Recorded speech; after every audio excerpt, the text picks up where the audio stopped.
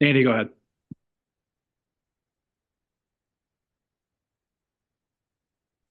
Eric, can you I hear can't hear anyone, gents. me? I can hear you now. Okay, great. Eric, what were your initial thoughts on tonight's match?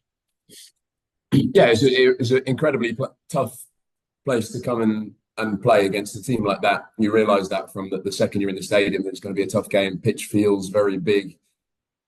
It's artificial turf, but well watered, very quick. You really had a sense of a game that you were going to have to really enjoy the defensive element, and you're really going to have to grind.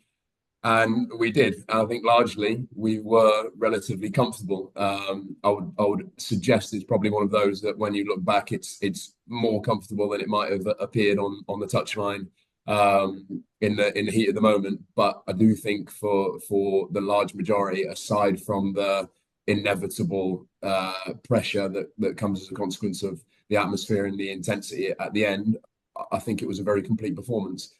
In this context, I sort of caveat that because I don't think I had any expectation that we would come here and dominate the ball, because that is what they do best. That's what they've done to the large majority of teams that they've played over the course of this season. So the game panned out as I expected it to, and as we wanted it to. We're really disappointed with the goal that we've conceded, because it's a component of the game that we've really worked hard on, and we were very good at over the course of at least an hour or so. But I think as fatigue set in, then we got a bit loose in the moments that led to the goal, which was disappointing. But other than that, it was really complete, and it's a really nice base for us to have, that we can come to a place like this. We can restrict the very good opposition to very few good quality chances, and we can be a real threat on the counter attack, and we can be a real threat on set play. So I'm really pleased, and obviously the players are. So we're in a really good place. Eric, you talked a little bit about those last 15 minutes. How do you feel your team handled those last 15 minutes of scrambling, and what do you do to try to prepare them for something like that? Well, first and foremost, they have a phenomenal mentality. There is a real will to win. There is a real will to put bodies on the line and defend and make life very difficult for the opposition in front of goal. I think you've seen that over the course of all the games that we've played, largely since I've been here, minus probably Philadelphia, where we restrict the opposition to very few clean-cut chances. And that comes as a consequence of organisation, discipline, but most of all, mentality, a will to run, and a real will to win. And I think you saw in the closing stages that the substitutions had an impact on that. Again, it wasn't a pretty way to close the game out, but I think if you were to watch back in most moments, we were very well connected. We were very much together. The front players really made sure that they stayed in touch with the remainder of our defensive block. So we were really happy with the impact that all of those guys made, and that's something that we've demanded, that if you're coming on to close the game out, you're coming on to bring real energy and intensity, and I think the guys did that. And I know those that had sort of slogged away for an hour and more prior to the subs being made would have really appreciated the impact they made. Eric, that's 3 goals off set pieces in 3 games. What do you feel like has been clicking on those corners? We obviously do a solid amount of work around those situations, and there's a reasonable level of detail to each of the goals that we've scored. But I will say you can't look past very good delivery and a real intent to score, and we've got that across a couple of players in both of those components of those situations. So we will be a team, I'm sure, that will create a lot of chaos in those situations, and particularly when you come to a place like this and you know you're going to be on the back foot in terms of the volume of possession that you have. You need to make sure in those moments you can really make it count, and we have done so. That's a big part of today's win. What was behind the decision to take off Rin Lud at halftime? A slight niggle. We wanted to be really cautious with Robin. Obviously, he's a really important player. We didn't want to put him in a position where he made what was seemingly something fairly minor any worse in the second half. And obviously, as you well know, I'm always looking at these opportunities as a chance to see someone play that perhaps hasn't a chance to look at someone adding another string to their bow in terms of a position. And obviously, Carlos comes on and plays the longest period that he's had for us so far, and really contributes to us winning. So there's always a silver lining in those situations, and we're hopeful that it's not too serious with Robin. What stood out about Carlos's effort there on the counter attack and and feeding it off to Tanny, who gets another goal. Yeah, I mean, Carlos is very strong. He's imposing. I think in situations like that, then he's a really useful introduction, and won a lot of second balls for us, and obviously he's very, very strong 1v1 when he's carrying the ball. So I think it was a nice change, and he obviously added. So yeah, another step forward in that sense. Kieran Aragos scored a goal 3 days after he's had his second kid. Could you even stand up 3 days after your second was born?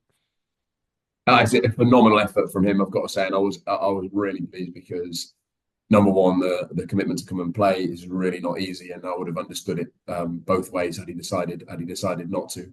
But on top of the goal, a really, really strong performance. I think you probably picked up toward the end of the game on the fact that his rhythm has been interrupted this week in terms of the fatigue, and obviously he's involved in the moment that leads to the goal. But you can't fault him. It's a phenomenal performance, a real impact on that particular set play. But I think the contribution goes well beyond that.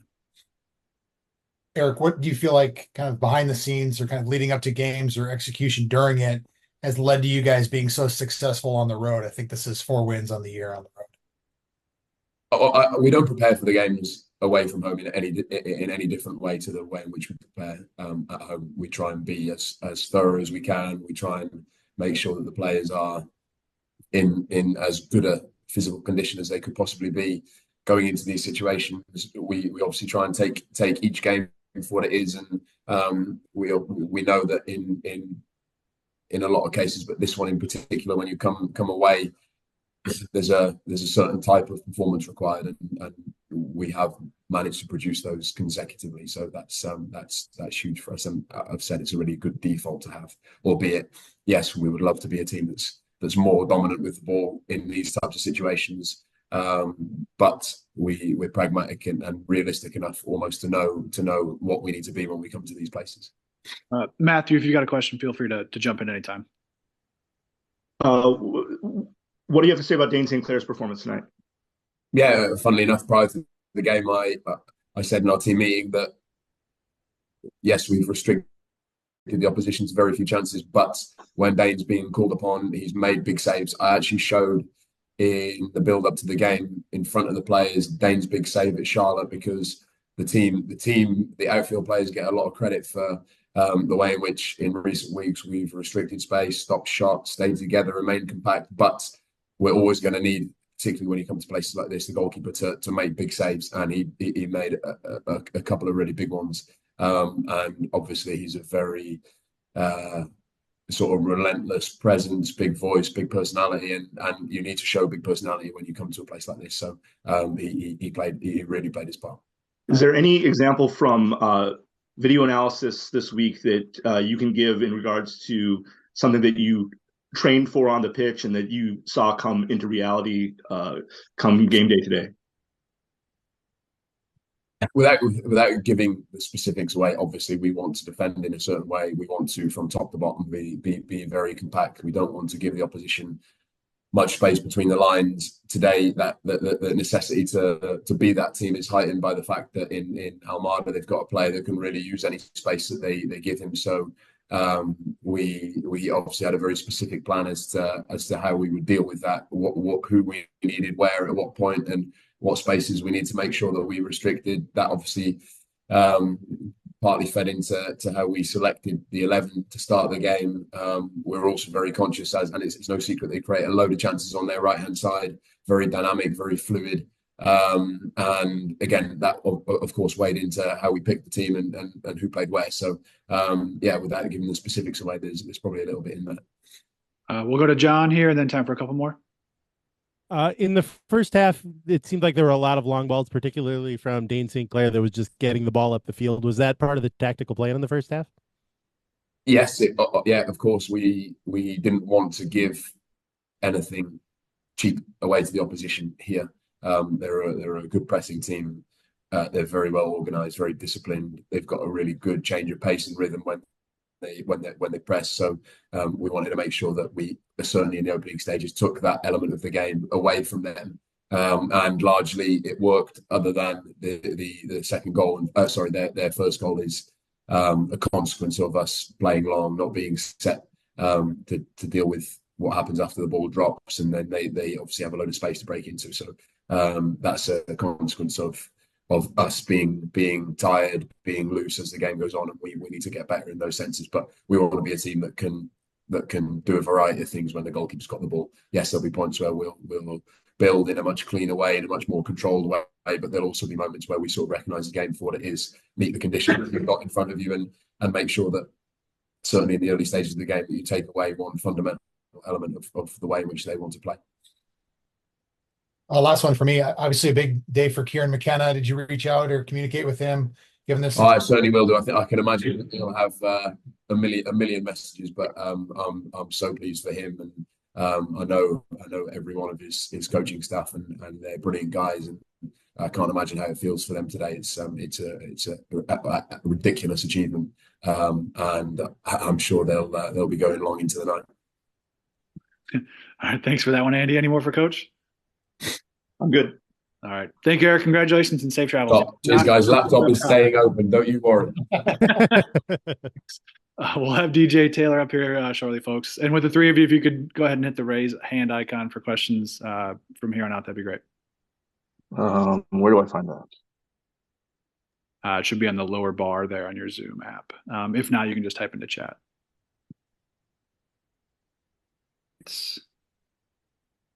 We'll get started with a question from John here. John, go for it. Yeah, DJ, I'm wondering about the last 15 minutes of the game, how you handle that when it seems like everybody's on top of you and there's a scramble going on. Yeah, I mean, it's just helping everybody get up and fight, to be honest. You know, you see a lot of guys with different plays. They're required to do a lot of running. For example, like Will tracking Thiago Almada across the field, or Devin chasing him behind. So it's just about helping the next guy pick up and keeping everyone concentrated and keeping that belief that even though we're suffering, that we're going to get these 3 points, and this defensive effort we're putting in is going to work out. Andy? DJ, what do you feel like has been key for you guys on the road this year? I think this is your fourth win on the year. I think it's just our chemistry, you know, the togetherness of what we're doing and everyone understanding their roles. Everyone knows, okay, we've got to be aggressive, win these battles. And being able to play in this way with the 5-back especially is really nice, because we can be a lot more aggressive in the defending. We're winning the ball higher up the pitch. So I think as long as we're all committed, we just keep keeping that schedule and we'll keep going. And that's been helping us have huge success, is just the guy helping the next guy beside him and everyone understanding what they need to do in certain situations. Matthew? On that 5-back, what has it been like playing next to Kieran Aragos, and how would you say he's progressed in understanding how to be on the back line? Yeah, it's been great. I mean, he's obviously, you guys know how he plays. He's very passionate, but it's been great because, you know, especially since I speak Spanish, so it helps me communicate with him. And it's been a joy to see him grow into that role. And we all knew he can defend very well from when he played in the midfield. And for him to be at center back, he just has more time and to pick out passes and defend well. So I love how he's adjusting to it. And for us as a team, it's been crucial to have him there. Andy? DJ, what has Curb shared about this week? Obviously, given birth to a baby, or his partner giving birth to a baby, and kind of being able to get a goal. What has he shared about this week? Yeah, he's just trying to catch up on sleep. I think everybody's been teasing him about that, teasing Joe about letting him get some sleep at the hotel yesterday and today. But he's very happy. You know, you can see it in his eyes, him being a dad, and we're all excited for him. And I'm glad he got the score today for his baby. So it was awesome. Any more for DJ? All right. When Kervin's yelling at the referee, are you ever horrified by what he says because of speaking Spanish?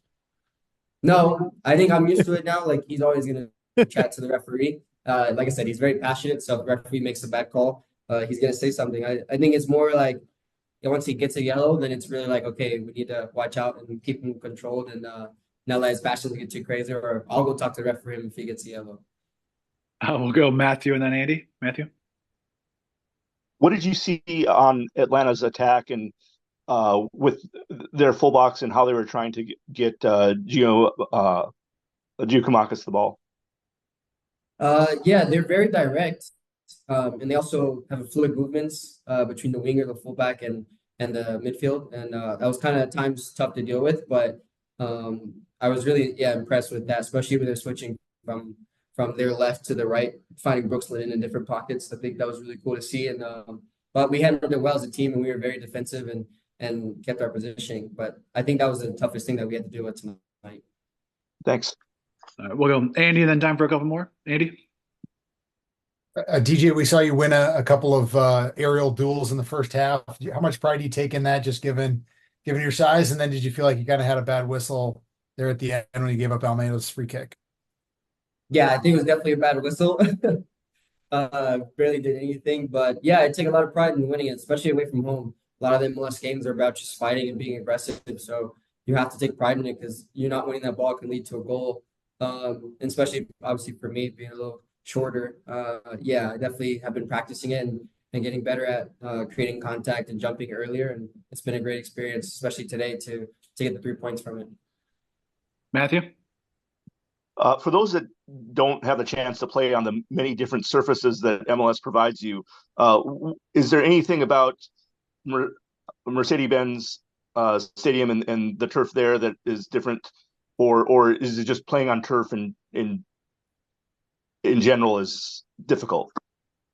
I think just in general it's difficult. It's just more painful for the body. Guys, more injuries happen, and guys are feeling worse after the games and during games. I would say the good thing is, at least in Atlanta here, they wetted the turf a lot, so the ball was moving nice. But other than that, it's more about the mechanics of running and planting your feet. It just takes a lot more toll on the body. All right. Any more for DJ? I'm good. All right. Thank you, DJ. Safe travels and enjoy Chick-fil-A. Thank you. Thank you. DJ. Thank you. Thanks, folks. That'll do it for tonight. Thanks, Eric. Thanks, Ricky.